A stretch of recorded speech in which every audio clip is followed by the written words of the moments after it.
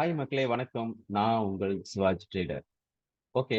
So இன்னைக்கு நிஃப்டில வடை போச்சே அப்படிங்கிற மாதிரி ஒரு சம்பவம் நடந்திருக்கு. அது என்னங்கிறத நம்ம பார்ப்போம்.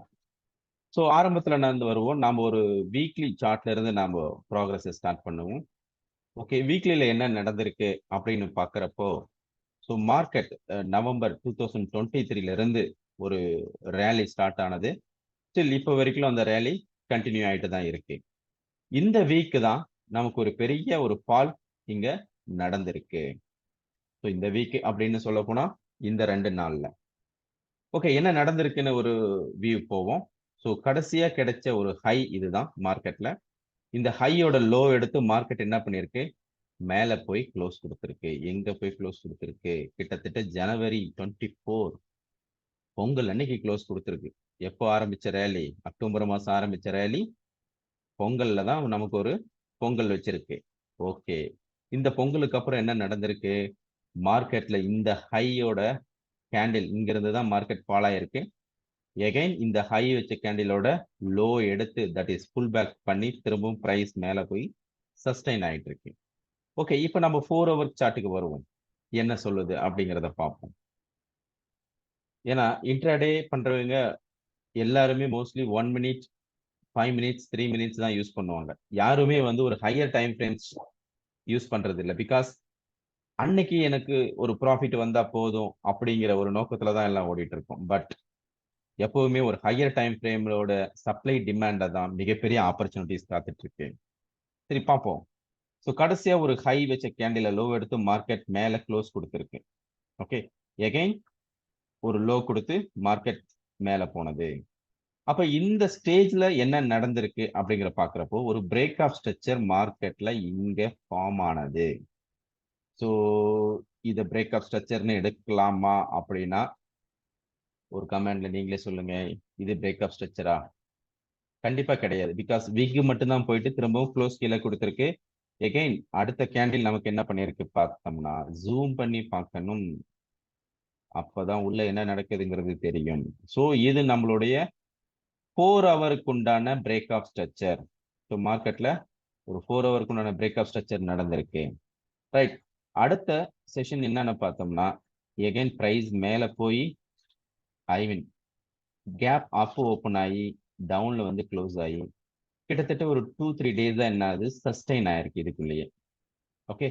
ஸோ அப்போ நமக்கு இந்த ஸ்டேஜ்ல நம்ம பார்க்குறப்போ இந்த பிரேக் ஆஃப் ஸ்ட்ரக்சருக்கு நமக்கு மார்க்கெட் ஃபேர் வேல்யூ கேப் கொடுத்துருக்கா அப்படின்னு பார்க்குறப்போ கண்டிப்பா ஒரு ஃபேர் வேல்யூ கேப் இங்க ஃபார்ம் ஆயிருக்கு. இந்த ஃபேர் வேல்யூ கேப்புக்கு ஆர்டர் பிளாக் எங்க அப்படின்னு நம்ம பார்த்தோம்னா கண்டிப்பா எஸ்எம்சி படிச்சவங்களுக்கு தெரியும். ஸோ இது வந்து நம்மளுடைய ஆர்டர் பிளாக். இது என்ன டைம் ஃப்ரேமோட ஆர்டர் பிளாக்னு பார்த்தோம்னா 4 ஹவர்ஸ் உண்டான டிமாண்ட் ஜோன்.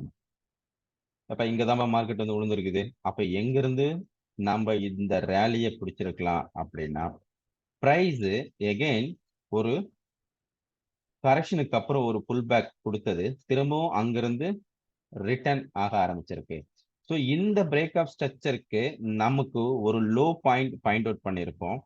ஒரு ஹை பாயிண்ட் பாயிண்ட் அவுட் பண்றதுக்கு லோயர் டைம் ஃப்ரேம் எகைன் போகணும். ஒரு 4 ஹவர்லேருந்து 15 மினிட்ஸ் போறோம் ஆர் 5 மினிட்ஸ் போகலாம். ஸோ அங்க நமக்கு என்ன கிடைச்சிருக்கும் அப்படின்னா ஒரு சேஞ்ச் ஆஃப் கேரக்டர் மூலயமா நம்ம அந்த இடத்த பாயிண்ட் அவுட் பண்ணியிருந்தோம்னா கண்டிப்பா நம்மளுடைய டார்கெட் இது வரைக்கும் கொண்டு வந்திருக்கலாம். ரைட், பார்க்கலாம். ஸோ என்னைக்கு அந்த சம்பவம் நடந்திருக்கு அப்படின்னா இந்த ஹை. ஓகே, இந்த லாஸ்டா இந்த ஹை வச்ச கேண்டிலோட லோ என்ன பண்ணிருக்கு கண்டினியூ ஆகி எகைன் மார்க்கெட் மேல போய் இந்த லோ கம்ப்ளீட் ஆயிருக்கு. அப்போ என்ன நடந்திருக்கு? 15 மினிட்ஸ்ல எனக்கு இங்க ஒரு பிரேக் ஆஃப் ஸ்ட்ரக்சர் நடந்திருக்கு. ரைட். இந்த பிரேக் ஆஃப் ஸ்ட்ரக்சர் எனக்கு இம்பேலன்ஸ் ஐ மீன் ஃபேர் வேல்யூ கேப் கொடுத்துருக்கா இருக்கா அப்படின்னு பார்த்தா கண்டிப்பா இங்க மல்டிபிள் ஃபேர் கேப் இங்க அவைலபிள் இருக்கு. ஓகே, இந்த ஃபேர் வேல்யூ கேப்புக்கு ஆர்டர் பிளாக் அப்படின்னு பார்த்தோம்னா இதுதான். அகைன் இங்க டச் ஆகி நமக்கு ஒரு இம்பல்ஸ் கிரியேட் ஆயிருக்கு, ஒரு ரியாக்ஷன் கொடுத்துருக்கு. ஓகே, நம்ம அகைன் நம்மள ரீட்டைல் ட்ரேடர்ஸ், ஸ்கேல்பர்ஸ், ஸோ அப்போ எகைன் என்ன பண்ணலாம், ஒரு 5 மினிட்ஸ்ல போய் எகைன் ரீஃபைன் பண்ணி பார்க்கலாம். இது எந்த அளவுக்கு நமக்கு வாய்ப்புகள் அள்ளி கொடுத்துருக்குன்னு பார்த்தோம்னா, ஒண்ணுமே குடுக்கலீங்க.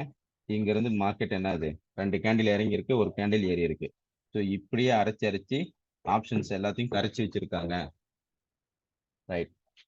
எகைன் நம்மளோட நமக்கு கடைசியா கிடைச்ச ஒரு ஹை எங்க இருக்கு அப்படிங்கிற மார்க்கெட்ல நாம பார்க்குறப்போ, எங்கேயுமே ஹை இல்லைங்க.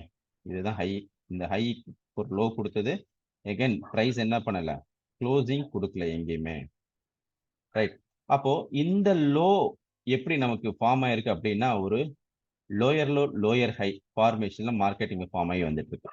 ஒரு 5 மினிட்ஸ்ல நமக்கு என்ன கிடைச்சிருக்கு? ஒரு கண்டினியூஸா மார்க்கெட் வந்து ஒரு லோ வச்சிருக்கு. ஸோ இந்த இடத்துல ஒரு லோ வச்சு, இந்த லோ வச்ச கேண்டிலோட ஹை மார்க்கெட் எடுத்து மறுபடியும் ஒரு புல் பேக் கீழ வந்திருக்கு. Okay. So lower low, lower high, lower low, lower high, lower low, lower high, again ஒரு lower low, lower high, again ஒரு lower low, lower high. So down trend அப்படியே follow ஆயிட்டு வந்துட்டு இருக்குங்க. ஸோ இந்த லோ என்ன பண்ணிருக்கு? ஒரு கரெக்ஷன் கொடுத்து இந்த lower low, lower high, again ஒரு lower low, lower high, lower low. இது ஃபர்ஸ்ட் டைமா இந்த லோயர் ஹையை மார்க்கெட் என்ன பண்ணிருக்கு? பிரேக் பண்ணியிருக்கு. ஸோ அப்போ இங்கே நம்மளுடைய ஒரு பிரேக் ஆஃப் ஸ்ட்ரக்சருக்கு அப்புறம் நமக்கு வந்து ஒரு lower low, lower high formation வந்தப்போ டெஃபினட்டா இந்த மாதிரி ஒரு பிளேஸ்ல நம்ம ஒரு சின்ன ஓபி நம்ம ஃபைண்ட் அவுட் பண்ணியிருக்க முடியும். பட் எங்கேயுமே நமக்கு ஒரு ஃபர்ஸ்ட் விஷயம் என்ன, ஒரு பிரேக் ஆஃப் ஸ்ட்ரக்சர் நடந்திருக்குன்னா கண்டிப்பா ஒரு ஃபேர் வேல்யூ கேப் நமக்கு இருக்கணும். So fair value gap inducement இருந்தால் தான் நமக்கு அந்த ஆர்டர்ஸ் வந்து பர்ஃபெக்டா அந்த என்ட்ரி எடுக்க முடியும். ஸோ அந்த மாதிரி இந்த கண்ணுக்கு எதுவுமே நமக்கு தெரியல. Okay right. ஸோ நாம் என்ன பண்ணியிருக்கணும்? மார்க்கெட்ல ஜஸ்ட் ஹோல்டிங் கிட்டத்தட்ட ஒரு 3-2 டேஸா என்ன பண்ணியிருக்கோம்? ஹோல்டிங்லேயே வெயிட்டிங்லேயே இருந்திருக்கோம். ஃபர்ஸ்ட் டைம் என்ன பண்ணிருக்கு? இந்த லோயர் லோவோட மார்க்கெட்டுக்கு ஒரு லோயர் ஹை, இந்த லோயர் ஹை எகைன் ஒரு லோயர் லோ ஃபார்மேஷன் ஆனதுக்கு அப்புறம் ஃபர்ஸ்ட் டைம் இந்த லோயரோட ஹையை மார்க்கெட் என்ன பண்ணிருக்கு? பிரேக் பண்ணிருக்கு. That is mean change of character நடந்திருக்கு. ஓகே, சேஞ்ச் ஆஃப் கேரக்டர் நடந்தது. அடுத்தது என்ன பண்ணலாம்? ஒரு ஃபேர் வேல்யூ கேப் இருக்கா? ஓகே இருக்கு. ஒரு ஆர்டர் பிளாக் இருக்கா? இருக்கு அப்படின்னு மார்க் பண்ணக்கூடாது. நமக்கு அடிஷனல் கன்ஃபர்மேஷனா எகைன் ஒரு மார்க்கெட்ல பிரேக் ஆஃப் ஸ்ட்ரக்சர் நடந்தா மட்டுமே நாம ஒரு பை ஸ்ட்ரக்சரை நம்ம புல் மார்க்கெட்டை பிடிச்சிருக்கலாம். பட் என்ன ஆச்சு மார்க்கெட்ல? எகைன் இந்த லோயர் லோவை மார்க்கெட் பிரேக் பண்ணி க்ளோஸ் கொடுத்துருச்சு. ஸோ எகைன் நம்ம பாஸ்ல போனா சேஞ்ச் ஆஃப் கேரக்டர் நடந்திருக்கு. டவுன் சைட்ல வந்து எகைன் ஒரு லோயர் லோ ஃபார்மேஷன் ஆகி சேஞ்ச் ஆஃப் கேரக்டர் கொடுத்துருக்கு. பட் இந்த இடத்துல கொடுத்த சேஞ்ச் ஆஃப் கேரக்டர் பாத்தீங்கன்னா without reaction. So without reaction அப்படின்னா பிரைஸ் மேல போனது, எந்த ஒரு ரியாக்ஷன் இந்த மாதிரி ரியாக்ஷன் கொடுத்து பிரேக் ஆகாம, ஒரு சேஞ்ச் ஆஃப் கேரக்டர்ல ரியாக்ஷன் கொடுத்து ஃபெயில் ஆகாம கம்ப்ளீட்டா அப்படியே என்ன பண்ணிருக்கு? ஃபெயில் ஆயிருக்கு. ஸோ இந்த மாதிரி ஸ்டேஜ்ல ஃபெயில் ஆகுறது வந்து பாத்தீங்கன்னா எங்க நமக்கு ஓபி இருக்குன்னா இந்த எக்ஸ்ட்ரீம் பொசிஷன்ல தான் நமக்கு ஓபி இருக்கும். That is mean order black. அப்போ இங்க நமக்கு இம்பேலன்ஸ் இருக்கா, சாரி ஃபேர் வேல்யூ கேப் இருக்கா அப்படின்னு பாக்குறப்போ தாராளமா இருக்கு. ஸோ எந்த கேண்டில் பிரேக் ஆகுதோ அது தேர்ட் கேண்டில் ஆகும். தென் செகண்ட் ஃபர்ஸ்ட் பாக்குறப்போ இது நமக்கு ஒரு ஃபேர் வேல்யூ கேப் இருக்கு. அப்ப இந்த ஃபேர் வேல்யூ கேப்புக்கு ஆர்டர் பிளாக் அப்படின்னு பார்த்தா இங்க இருக்கக்கூடிய ஒரு இன்சைட் பார் ஓகேங்களா? ஸோ இதுதான் நமக்கு கிடைச்ச ஒரு ஆப்பர்ச்சுனிட்டி. சொல்ல போனா 5 மினிட்ஸோட ஒரு சப்ளை ஜோன் அப்படின்னு எடுத்துக்கலாம். இந்த சப்ளை ஜோனை மார்க் பண்ணிட்டு, ஏன்னா இங்கதான் நமக்கு என்ட்ரியே கிடைச்சிருக்கு ஆக்சுவலா. ஓகே, இந்த டேல கிடைச்சிருக்கு. பட் ஒரு சம் ப்ராஃபிட் கொடுத்தது. பட் மார்க்கெட் இங்க 12ஆம் தேதி முடிஞ்சிருச்சு. ஸோ இன்னைக்கு மார்க்கெட் எக்ஸாக்டா இந்த சப்ளை ஜோன்ல தான் டேப் ஆயிருக்கு.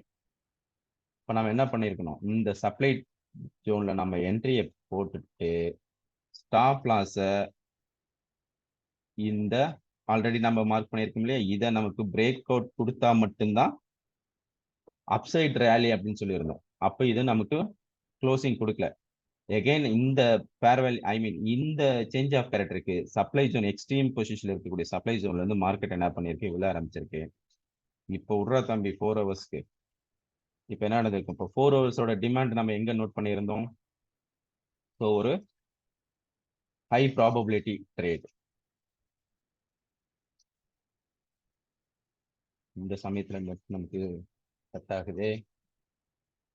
ஓகே, வந்துருச்சு. இப்போ இங்க பார்த்தோமா, இது 4 ஹவரா வச்சுக்கிட்டாலும் சரி, இல்ல 1 ஹவர்ல நீங்க எடுத்துக்கிட்டாலும் சரி, நாம எடுத்த என்ட்ரி, காலையில எடுத்த என்ட்ரி 22,400ல இருந்து 21,945 வரைக்கும். ஏன் இங்கிருந்து மார்க்கெட் இங்க ரியாக்ஷன் கொடுத்ததுதான், இதுதான் வந்து 4 ஹவர்ஸோட டிமாண்ட் ஜோன். ஓகே, ஸோ இந்த 4 ஹவர்ஸோட டிமாண்ட் ஜோன்ல இருந்து தான் பிரைஸ் என்ன பண்ணியிருக்கேன், நமக்கு டிமாண்ட் ஜோன்ல வந்து விழுந்திருக்கு. ஸோ அப்போ இன்னைக்கு, அதாவது ஒரு 3 நாளா உட்காந்து இதை நாம கண்ணில் விளக்கணை விட்டு பார்த்துருந்தோம்னா இந்த என்ட்ரி நாம பிடிச்சிருக்கலாம். ஸோ ஃபர்ஸ்ட் ஒரு 5 மினிட்ஸ் கேண்டிலுக்கு அப்புறம் நம்ம என்ட்ரி போயிருந்தா கூட அப் டு 474 பாயிண்ட்ஸ் நிப்டியில இன்னைக்கு பேரம் பேசியிருக்கலாம்.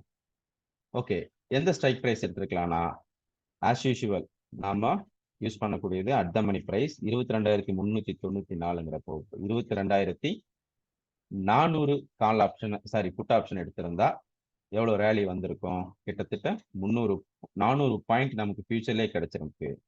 அப்ப ஆப்ஷன்ல எவ்வளவு பாயிண்ட்ஸ் நமக்கு கிடைச்சிருக்கும்? டெஃபினட்டா அதுல இருந்து ஒரு 60% ஆஃப் பாயிண்ட்ஸ் நாம பிக் பண்ணிருக்கலாம். ஓகே, 22,400 புட்டு. 22,400 புட்டை செலக்ட் பண்றோம். ஸோ இது முடியல, ஏன்னா நாளைக்கு தான் இதோட எக்ஸ்பைரி. இங்க பாருங்க, இன்னைக்கு மார்க்கெட் ஓப்பன் ஆனது ஜஸ்ட் 73 பைசால ஓப்பன், 73 ருபீஸ்ல ஓப்பன் ஆகி 503 வரைக்கும் இன்னைக்கு ரேலி போயிருக்கு. ஸோ இவ்வளவு ரேலி நல்லா பிடிச்சிருக்க முடியுமானா, இவ்வளவு ரேலி பிடிக்க தேவையில்ல. ஒரு 5 மினிட்ஸ்க்கு அப்புறம் 100 ரூபாயில என்ட்ரி எடுத்து 272 ரூபாயில நம்ம என்ன பண்ணிருக்கலாம், தாராளமா புக் பண்ணிருக்கலாம். ஸோ இங்க நம்ம தெரிஞ்சுக்கக்கூடிய விஷயம் என்ன, சப்ளை டிமாண்ட் ஃபைண்ட் அவுட் பண்ணிட்டாவே வடைய காக்கா கிட்ட இருந்து பாதுகாத்துக்கலாம். So thank you so much, good night.